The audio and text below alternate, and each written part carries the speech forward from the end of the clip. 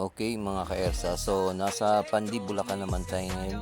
ED1 error ang case, Whirlpool Dynamic Echo pa rin ang issue. Yan.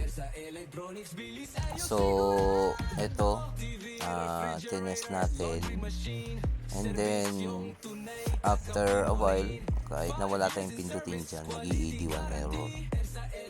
So mga ka-ERSA, after natin ma-repair yan, hindi tayo nagpalit ng board, itetest natin uli yan mga ka-ERSA. At sa makikita natin dito mga ka-ERSA, pag-test natin, yung ED1 error ay nasolve na natin. So mga ka-ERSA, kung ganito ang unit nyo, dynamic echo siya, yan Whirlpool yan, mababasa nyo sa bandang kanan yan.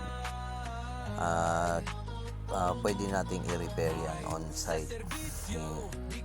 Minsan talaga mga ka-ERSA yan, makukuha yan sa repair. At palaging dalawang board yan ang naapektuhan, ano? Yan. So kaya naman yan i-repair mga ka-ERSA.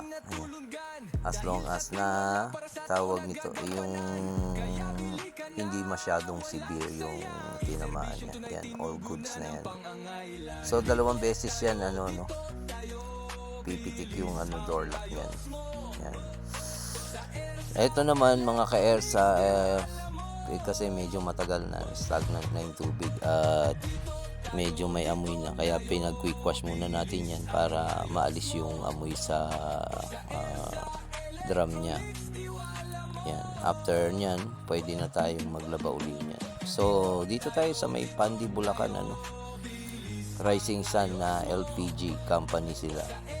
At eto, turn over na natin yung unit na maayos. So mga ka-ERSA, visit lang kayo palagi sa page namin na we serve, na ito yung mga area na serve namin, and then pwede kayong mag-message anytime at available tayo lagi. Okay, thank you and God bless mga ka-ERSA.